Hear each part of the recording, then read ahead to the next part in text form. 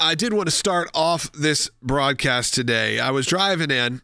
We do our radio prep meeting, and we talk about what topics we're going to talk about. We're going to talk about, more on the Trump cases. What are we going to do? And then I get a clip sent to me, and our executive producer, Will Haynes, in the studio with me he's like, start about 4 minutes into this. And I'm driving, and I'm getting more and more furious and upset as I'm listening to this rant from one of the protest leaders of the encampments, if you will. I know that's the hot word, the encampments that are happening currently on university campuses. This one's the one from Columbia.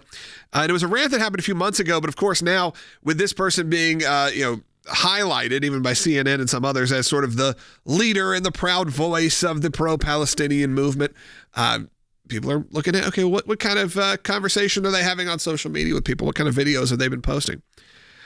So this video was a rant somewhere, early this year.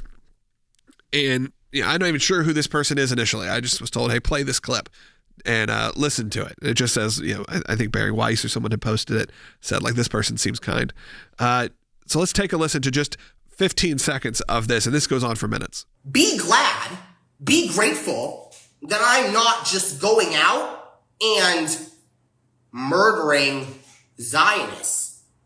I've never murdered anyone in my life, and I hope to keep it that way. Hope to keep it that way, that they're not going to murder. And of course, earlier in the video discusses how, it was the good thing to do to take out Hitler. So that should be the same for taking out Netanyahu or taking out supporters of Israel. Not just, and goes into very, very specific detail. And what's the most disturbing part of this is not some fringe social media account posting something crazy. This is an active Columbia student, correct? Correct. Yes, active Columbia student. So yesterday we talked about how some of the other people that got arrested, especially at Emory University and some of the others, were not members of the community, is what was said. This is someone that is a member of that Columbia University community and is one of the leaders in these protests. Is someone who is being highlighted on the media as someone who is just a strong voice. This is someone who is calling for murder of all what they quote unquote Zionists, which we know what that really means. That means all Jewish people who support Israel, or really just anyone who supports Israel. It's not even just Jewish people. That probably means you as well. If you're listening to this broadcast, if you're watching this on YouTube, watching on a Rumble, it's not just limited to Jewish people. Now it's anyone who may support the cause in Israel. Let's take another listen. Let's just, again, small clips. I'm very tempted to play the full thing, but it's like 4.5, 5, 6 minutes. I'm not going to do that today, but you can find it. Let's take a listen. Let's go to Byte 11. Zionists, they don't deserve to live comfortably, let alone Zionists don't deserve to live. The same way we're very comfortable accepting that Nazis don't deserve to live, fascists don't deserve to live, racists don't deserve to live, Zionists, they shouldn't live in this world. Shouldn't live in this world. Zionists. Relating Zionism to Nazis, relating Zionism to racism. And again, Zionists really essentially just believe there should be an Israeli homeland and it should be in Israel, their historic community that we've all studied for thousands of years. But that is neither here nor there when you hear people leaders calling on the death of millions of people. I want to give you a little more context of this viral video that's happening right now. Again, this isn't just from some random person on X, a random person on Instagram. This is a leader in the Columbia University protest, and has has had some controversy in the past, but clearly not enough to have them change their tune. Right. And so this leader, Khymani James, student at Columbia University, the context of this video is actually very interesting as well, because we know that these protests on university campuses didn't just start a week ago, that they've been building into this all-out campus insurrection almost that we're seeing around the country really ever since a couple weeks after October 6th. And the video was actually filmed by Khymani James while he was having a Zoom meeting with... That's who we're talking about here. Khymani James, Yes. even said by name. That's the person you've heard on the video. He clip. was filming himself having a conversation with a member of the Columbia administration because he had posted on Instagram, Zionists in my DMs wanting to meet up and fight. I don't fight to injure or for there to be a winner or loser. I fight to kill. See y'all in New York, January 2024. And so he was under some scrutiny from the administration back in January when he posted this. And actually in the video, the staff member says, so specifically, that's what we're going to be discussing today. Do you see why that's problematic in any way? And he responds with no. So then after he films this call with the Columbia University administration, he then turns to the camera and goes on that rant. And he has since this is now circulating widely, has tried to say, that was in the heat of the moment. I shouldn't have said it that way. I believe in the sanctity of all life.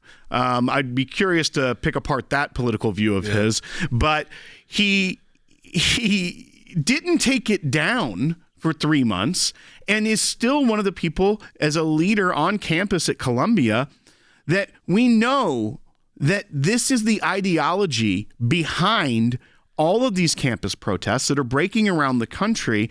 It's not just that they're concerned about innocent life in Gaza or potential loss of innocent life in Gaza in the middle of a war. If you watch the video, the initial buildup, let's say you did not have any context who this person was, you'd assume that's what they're talking about because they're talking about people who are like Nazis who go in and are murdering thousands and thousands of people. And you start going, okay, well, maybe this is somebody who understood what happened on October 7th. Maybe there's someone who understood that this has been an ongoing battle for thousands of years at this point now, but really over the last 100 years. And you have seen sort of the brutality specifically against people who have difference of point of view or difference of religious beliefs in these areas.